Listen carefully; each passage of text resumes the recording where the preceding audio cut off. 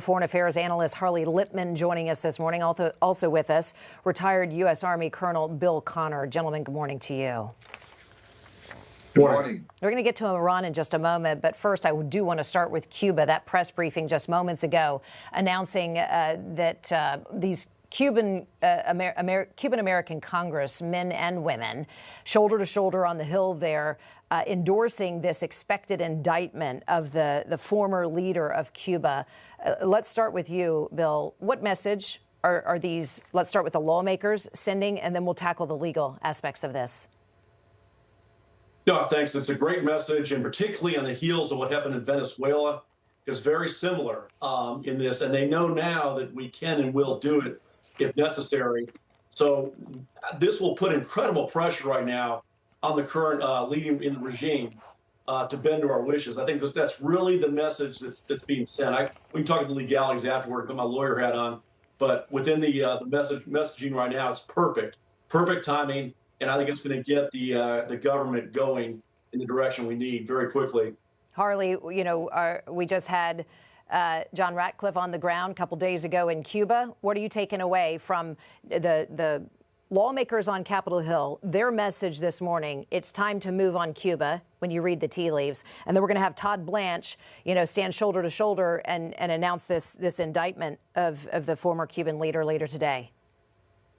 This is all going in the right direction under Trump's leadership. And I'll tell you a few quick reasons why. And not in any one order, but one, the Cuban people are yearning for liberty. They want freedom like we have. They've been dying for that for almost 70 years. Second, Cuba has been used as a base by our enemies, Iran, Russia, China, to spy on the United States, to get weapons closer to the United States. We just read how they're purchasing hundreds of drones for the purpose of attacking U.S. military installations at Guantanamo Bay in Cuba and Florida. Also, it's a country where the economy has collapsed, where you have communist officials who live high on the hog, where 80–90% of the people live in poverty. So, and the people in Cuba love America. So on every single measurable level, my hope is that there's a change of government. So finally, right in our backyard, right outside of the shores of Florida, we have a nation that doesn't hate America. Absolutely. A long time coming, that would be. Bill, from a military standpoint, we had heard that Iran and Russia had been feeding drones to Cuba, that they may have had a plan at one point to hit, you know, Key West, Florida. That type of threat, your thoughts on it? Is it your take? Yeah, going back before Venezuela, things were getting a bit dicey because the Russians were brought in. They were moved into to that coast that faces out toward Key West. And I'm not so worried about Key West. The issue is the leverage they can put on all the shipping going back and forth into New Orleans, Louisiana. That's the real target. And again, it's more of a leverage thing, putting things sort of like what you're seeing in the Straits of Hormuz. You don't need to actually use it. It just needs to be there to help leverage and sort of put the danger, put the insurance rates on the shipping.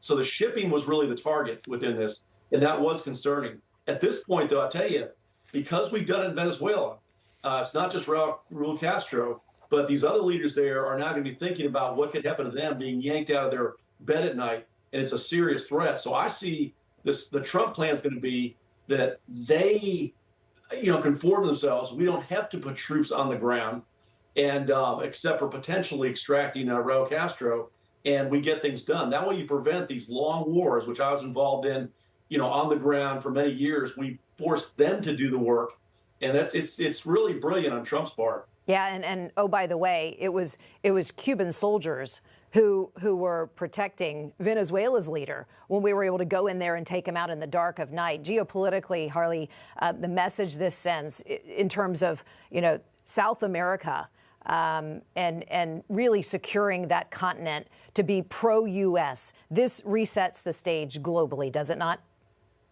Oh, so much so. You know, the United States, especially during the Obama-Biden administration, have been basically managing the decline of America. We've been on our back foot as our enemies have been taking the initiative.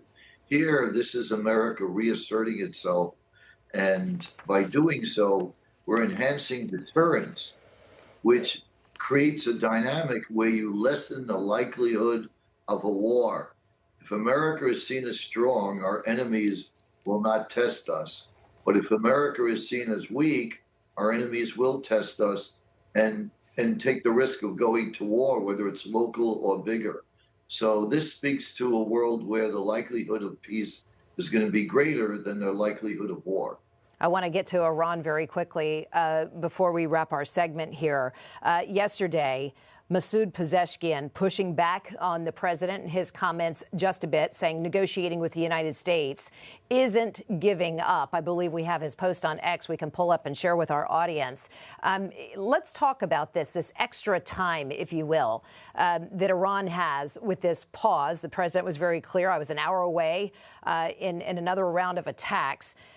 Bill, what would those options be? I mean, the extra time certainly gives our intelligence a chance to find the drones, the missile depots that they have left, and there's certainly some capability there that we're seeing. They're threatening the region still on a daily basis. But what are the military points, if you will, if and when military action resumes here?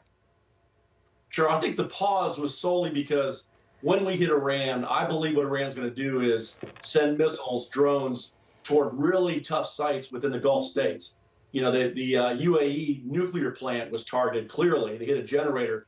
That's pretty dangerous. So the Gulf states are the ones that came to Trump to say, hey, could you hold off? Because they're going to be hit very hard. And I think before he decided to hit them, he wanted to make sure there was this pause. But make no mistake about it, we are ready to go in. And I think right now what's going on within Iran, if you've noticed, they've given out videos of them arming people that are supposedly supportive. Take that very seriously in the sense that it shows desperation. Here's why. Because it's either to send the message to the 70% of the people that we got citizens that are going to help take you on. But really, I think what it is they know they need the help beyond the Besiege and IRGC to keep the people down. I think that's their main issue right now. And that's why they're sending out these somewhat, discombobulated messages. A lot of the messages are for their own people. I think they are fearing an uprising.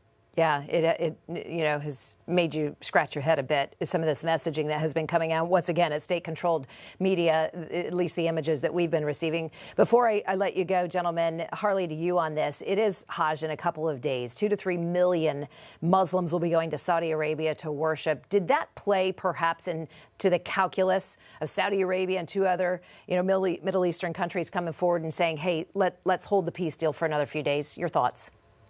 Very possibly. You're having millions of devout Muslims coming to Mecca and Medina.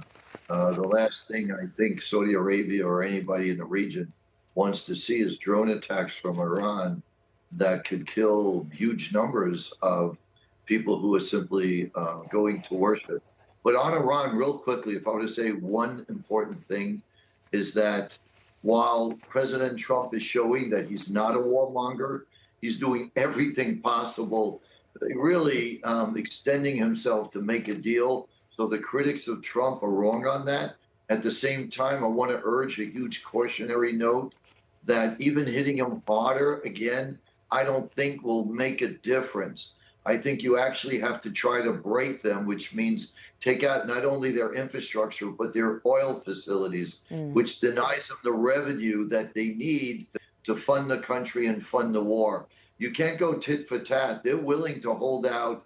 We've knocked out most of their primary targets. So we really need to do something much more decisive to have the best chance of it being a critical blow to get them to be serious at the negotiating table, because they're not willing to make any concessions now. And I don't see any other alternative to something that's going to be extremely decisive. Harley Lippman and Colonel Bill Connor. Gentlemen, thank you. Thanks for your time. Thank you. Keeping tabs as always.